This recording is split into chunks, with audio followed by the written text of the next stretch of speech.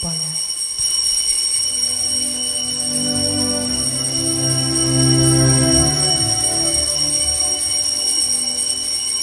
Pagmamahal sa Panginoon ay simula ng karunungan.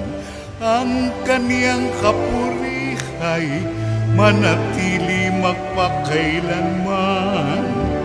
Purihin ang Panginoon, siya'y ating pasalamatan sa pagsasama at pagtitipon ng kaniyang mga anak.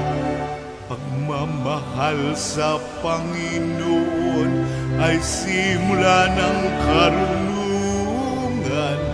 Ang kaniyang kapurihay manatili magpakailanman. Sa ngalan ng Ama at ng Anak at ng Espiritu Santo. Amen. Ang pagpapala ng ating Panginoong Hesukristo, ang pag-ibig ng Diyos Ama, at ang pakikipagkaisa ng Espiritu Santo naway sumainyong lahat. At sumaiyo rin. Mga kapatid, tinipon tayo bilang mga kaanib na angka ng Diyos, kaya dumulog tayo sa maawaing Panginoong nagpapatawad ng lubos. Sinugong tagapagpagaling sa mga nagsisisi, Panginoon, kaawaan mo kami. Panginoon, kaawaan mo kami. Dumating na tagapag-anyayang mga makasalanay magsisi, Kristo, kaawaan mo kami. Kristo, kaawaan mo kami. Nakaluklok ka sa kanan ng Diyos Ama para ipamagitan kami. Panginoon, kaawaan mo kami. Panginoon, kaawaan mo kami. Kaawaan tayo na makapangyarihang Diyos, patawarin tayo sa ating mga kasalanan at patnubayan tayo sa buhay na walang hanggan. Amen. Manalangin tayo. Ama naming makapangyarihan, pinalalakas mo ang loob ng mga nananalig. Niloob mong magkaroon ng katangi-tanging kakayanan sa paglalahad sa iyong salita at sa pagtitiis ng mga pasakit buhat sa mga ayaw tumanggap sa iyong aral. Ipagkaloob mong kaming natuto sa kanyang pinagmalasakitang ilahad ay mapalakas ng halimbawa ng kanyang pagpapaumanhing di mabubuwag. Inululuhog namin ito sa pamamagitan ni Jesucristo kasama ng Espiritu Santo magpasawalang hanggan. Amen. Umupo po lahat.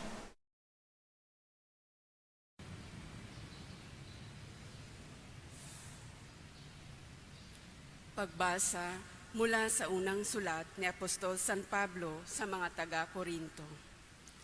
Mga kapatid, sapagkat si Kristo'y tulad ng isang katawan na may maraming bahagi, bagamat binubuo ng iba't ibang bahagi, iisa pa ring katawan.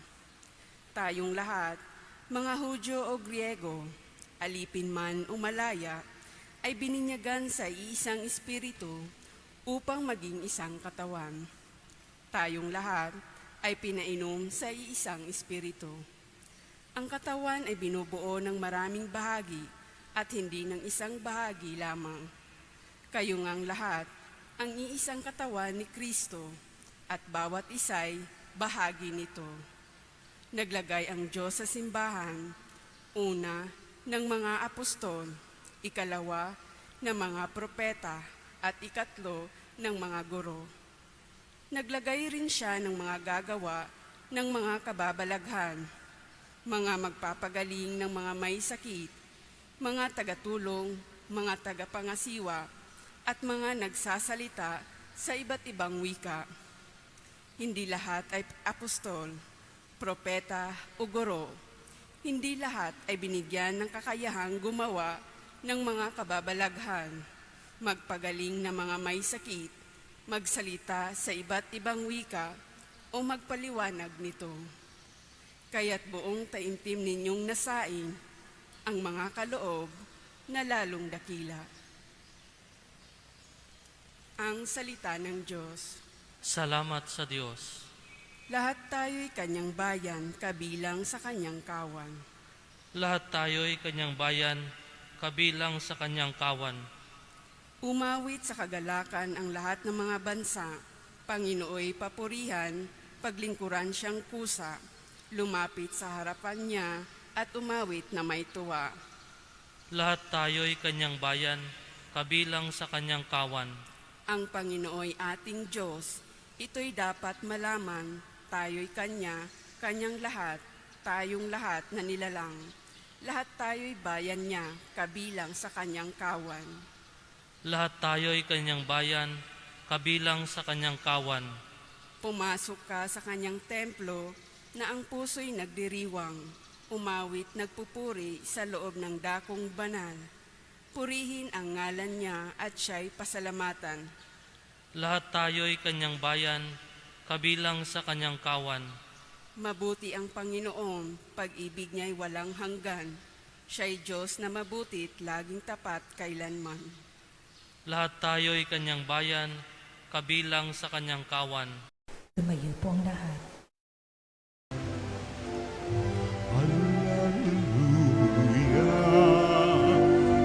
Hallelujah, Ikaw, Panginoon, ang sangdaan, ang buhay at ang katotohanan. Hallelujah.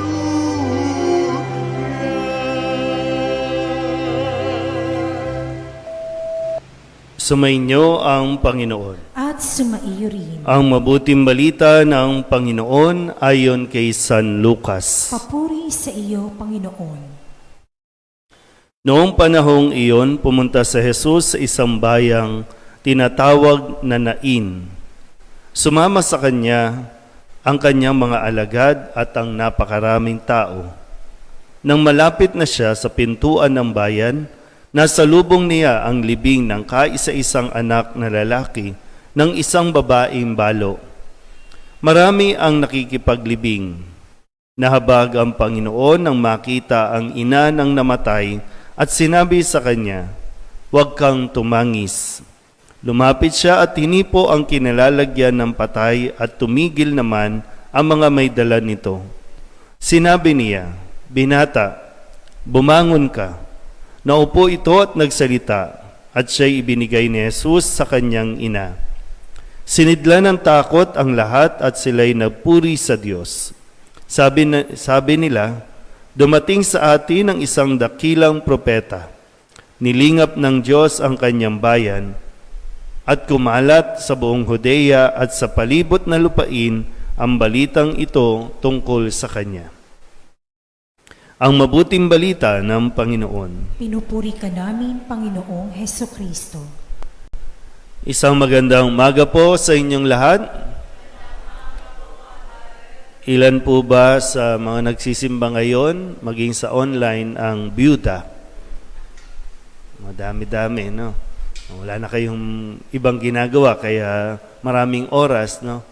Pero noon po, ang kalagayan ng byuda, no, o balo, ay medyo kumakabilang sila sa mga tinatawag ng lipunan o ng komunidad na mga dukha, mahihirap.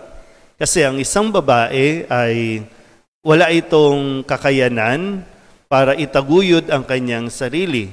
Nakadepende ito sa kanyang asawa o kaya sa kanyang mga anak. So, byuda, no, namatayan na ng asawa, ngayon namatay pa yung anak. So, paano na? Noong mga panahong ito, wala pa namang SSS, Pag-ibig, GSIS, PhilHealth. Wala lahat ng benefits. Kaya talagang kahabag-habag ang kalagayan ng isang byuda. Lalo tigit, mag-isa na lang siya. Kasi dapat itataguyod siya o aasa na lang siya doon sa kanyang anak. Yan. At dahil doon, no, sabi nga dito, nahabag ang Panginoon, ngung kaya binigyan niya ng pagkakataon ulit. No? Binuhay niya yung isang patay, yung isang anak na no, tutulong o kaya naman magiging sandalan nitong babaeng ito. Siguro na no, naintindihan ni Jesus yung kalagayan nitong babae. Bakit? Byuda din ang kanyang ina, ang Birhen ng Soledad. Nakadepende na rin sa kanya. Siya yung sumusuporta sa kanyang ina. Diba? Kaya mas naintindihan niya yung pangangailangan nitong babaeng ito na ibigay muli at ibalik ang kanyang anak. Yan. So, sabi nga nito, no, sabi ni Jesus doon sa babae, no, ay huwag ka nang tumangis. Ibig sabihin, yung assurance na binibigay ni Jesus dahil hindi kita pababayaan sa pamamagitan ng pagbabalik ng kanyang anak. Hindi dahil doon sa anak, kundi dahil sa kabutihan ng Diyos, sa kabutihan ni Jesus na ibalik ulit yung anak dito sa babaeng ito. Na isang no, lalo na sa mga byuda, no, o sa mga namatayan sa panahon ng COVID, na yung mga tanong na papaano na ako, no? Minsan pag nag-asawa na yung mga anak ninyo, minsan naman, no, hayaan nyo na sila, ha? Yung pag nag-aasawa na, para bang karamihan o kadalasan, takot na takot ang mga nanay kasi paano na ako? Sinong susuporta sa akin? Sinong magbibigay sa akin? May kanya-kanyang buhay yan. Ang sabi lang ni Jesus, huwag tayong tumangis, huwag kayong tumangis, dahil kahit kailan, malapit sa puso ni Jesus ang mga ina, malapit sa puso ni Jesus itong kalagayan ng ganitong mga byuda o mga balo, at siya ang bahala sa inyo pong pangangailangan. Amen?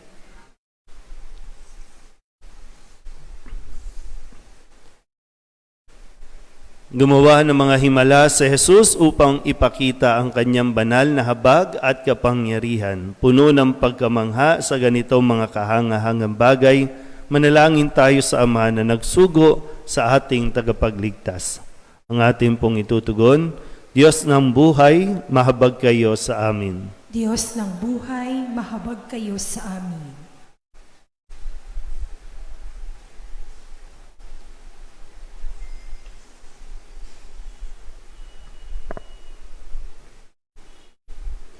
Sa pamamagitan ng paggabay at tulong ng mga pastol ng simbahan, naway maipakita ang pag-ibig at kalinga ng Diyos sa sambayanan.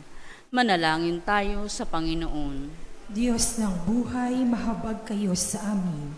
Ang gobyerno, naway maging daan ng mahabaging pag-ibig ng Diyos sa katangi-tanging pagkalinga at pagtulong na kanilang ibinabahagi sa mga dukha at mga may sakit.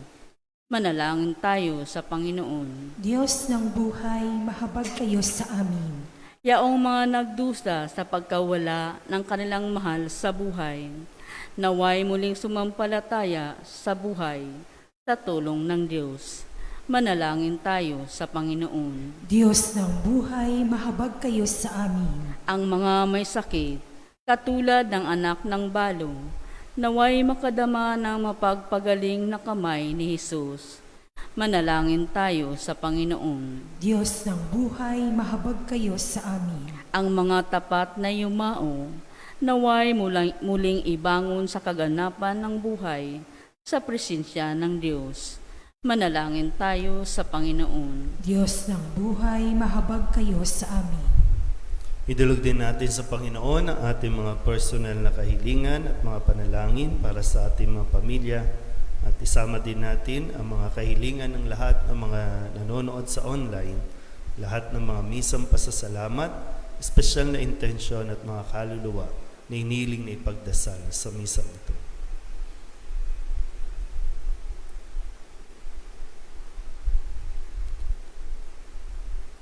Ang lahat ng ito inihiling namin sa ngalan ni Kristo, aming Panginoon. Amen. Umupo po lahat.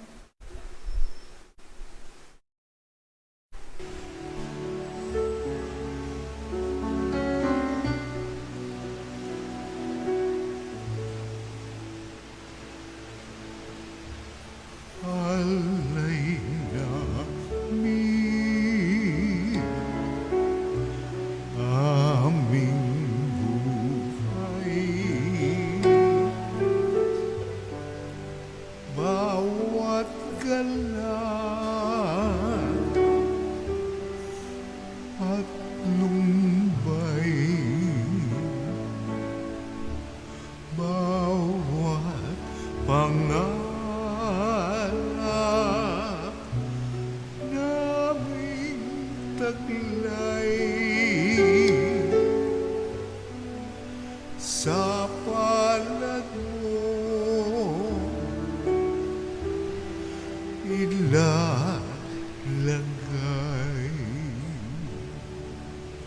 Manalangin kayo mga kapatid upang paghahain natin ay kalugdan ng Diyos amang makapangyarihan. Tanggapin nawa ng Panginoon itong paghahain sa iyong mga kamay, sa kapurihan niya at karangalan sa ating kapakinabangan at sa buong sambayanan niyang banal. Ama naming lumikha, kalugdan mo ang aming kusang loob na paghahain. Ngayong si San Juan Crisostomo ay ginugunita namin. Yayamang sa kanyang tagubilin, iniaalay namin ang buong puso ang sarili namin upang ikaw ay purihin sa pamamagitan ni Jesucristo kasama ng Espiritu Santo magpasawalang hanggan. Amen. Sumainyo ang Panginoon. At sumaiyo rin. Itaas sa Diyos ang inyong puso at diwa. Itinasa namin sa Panginoon. Pasalamatan natin ang Panginoong ating Diyos. Marapat na siya ay pasalamatan. Ama naming makapangyarihan, tunay ngang marapat na ikaw ay aming pasalamatan sa pamamagitan ni Jesucristo na aming Panginoon. Ngayong si San Juan Crisostomo ay pinararangalan sa pamumuhay niyang totoong uliran at pagiging maaasahan sa panunungkulan. Kaya't si Jesucristo na maaasahan sa katapatan ay inihahayag sa pangangasiwa sa sambayanan. Ang malasakit ng mga ulirang tagapangasiwa noon ay napapatuloy magpahanggang ngayon sa mga panalangin kanilang iniuukol, kaysa ng sambayanan mong dito'y nagtitipon. Kaya kaysa ng mga anghel na nagsisiawit ng papuri sa iyo nang walang humpay sa kalangitan, kami nagbubunyi sa iyong kadakilaan. Santo, Santo, Santo, Diyos makapangyarihan, puspos ng walhati ang langit at lupa. Hosana, Hosana, sa kaitaasan, pinagpalang narito sa ngalan ng Panginoon. Hosana, Hosana, sa kaitaasan. Hosana, Hosana, sa kaitaasan.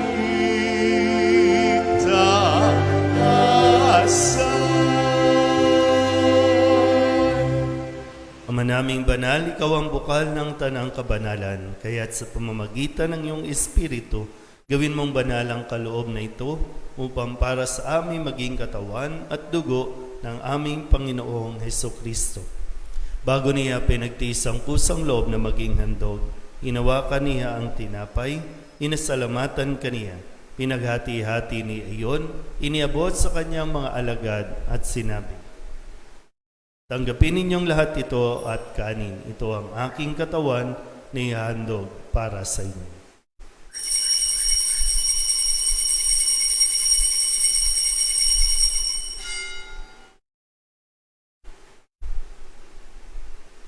Gayun din naman nang matapos ang hapunan, hinawakan niya ang kalis, muli kaniyang pinasalamatan. Iniabot niya ang kalis sa kanyang mga alagad at sinabi, tanggapin ninyong lahat ito at inumin. Ito ang kalis ng aking dugo, ng bago at wala hanggang tipan. Ang aking dugo na ibubuhos para sa inyo at para sa lahat, sa ikapagpapatawad ng mga kasalanan. Gawin ninyo ito sa pag-alaala sa akin.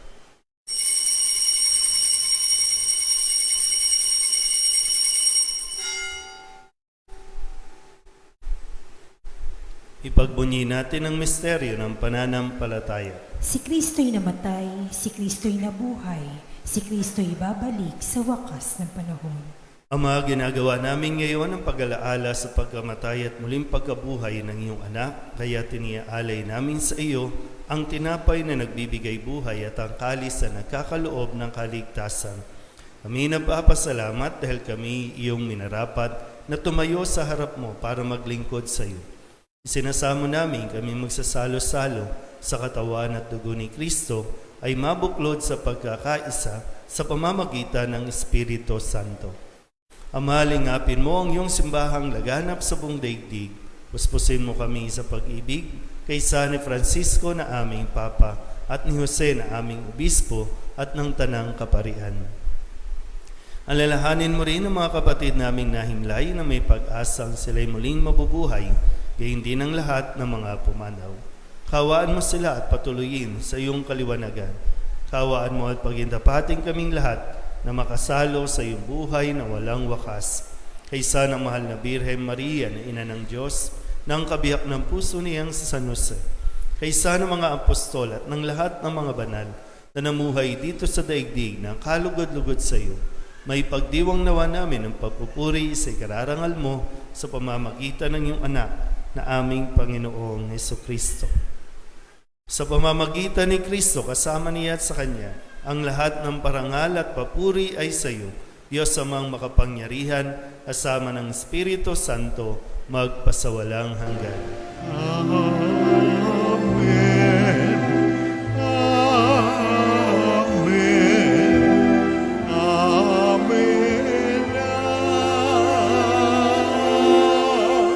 Amen. Buong kababaang loob tayong tumawag sa ating Panginoon ng Ama namin.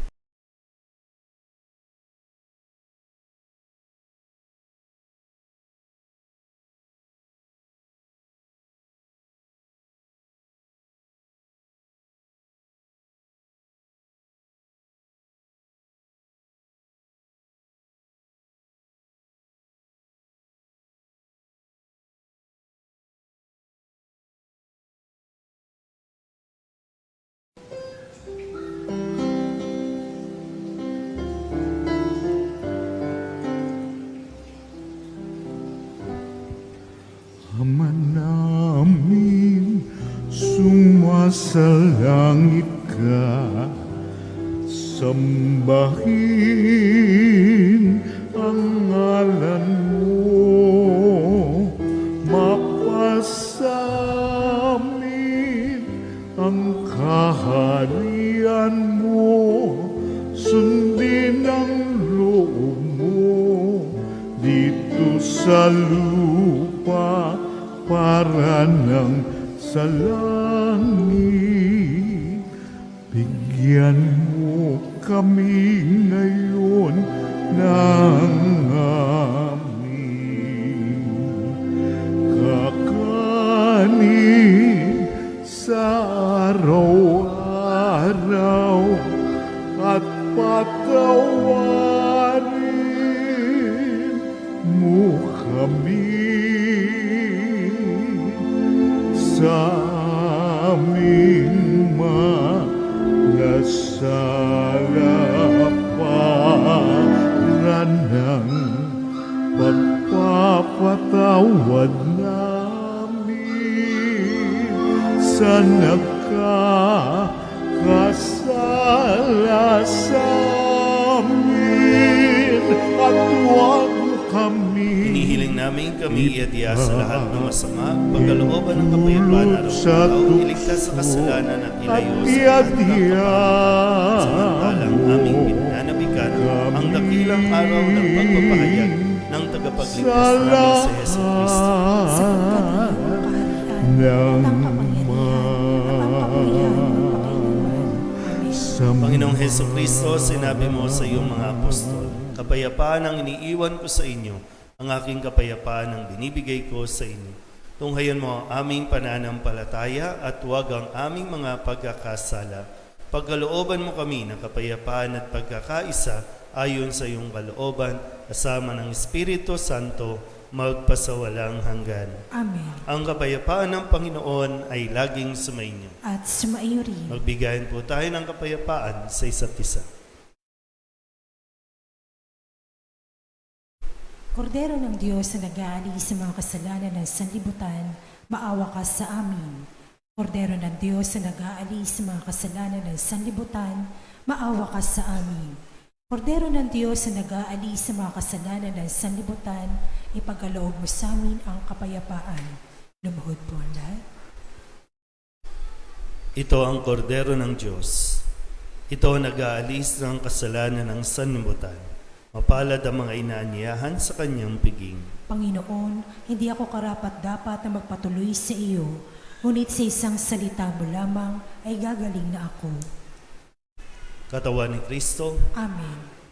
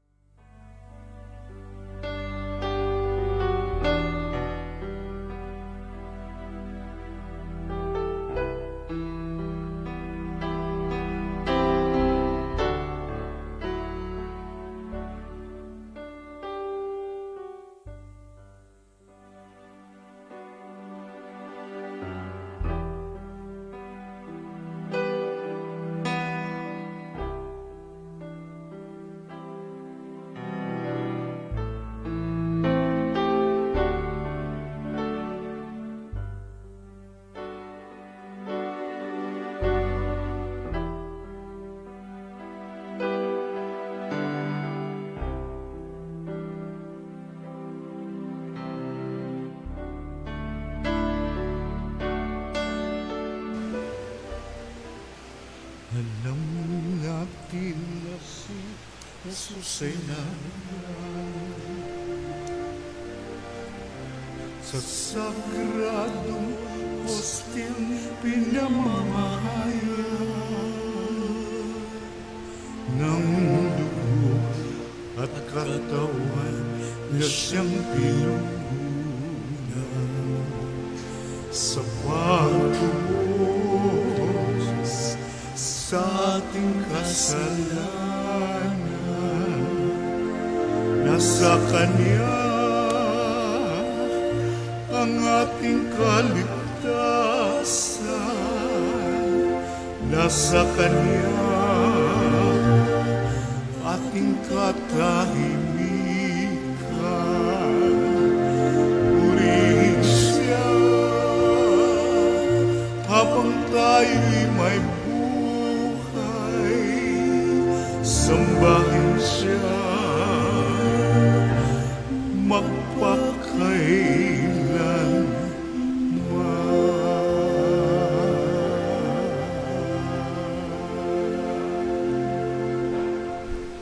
Manalangin tayo.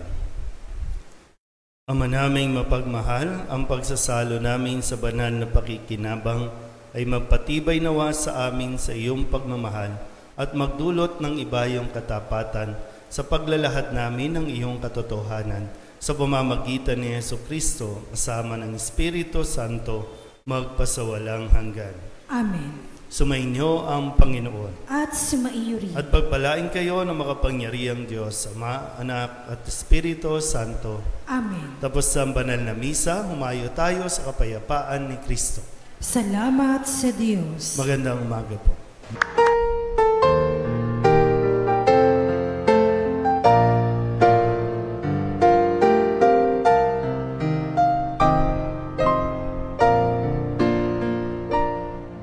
Nuestro Padre Jesús Nazareno, sinasamba ka namin,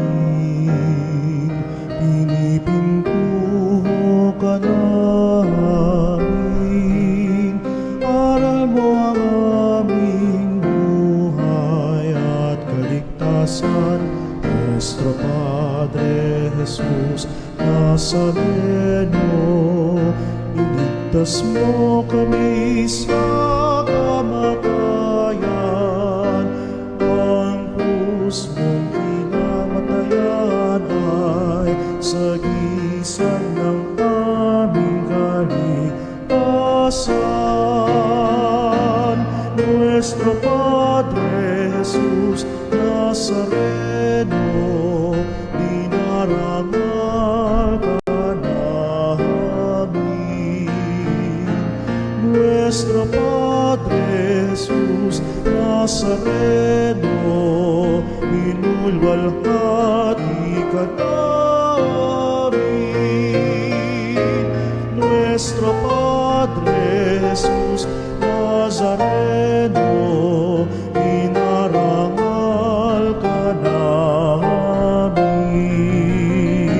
Nuestro Padre Jesus Nazareno,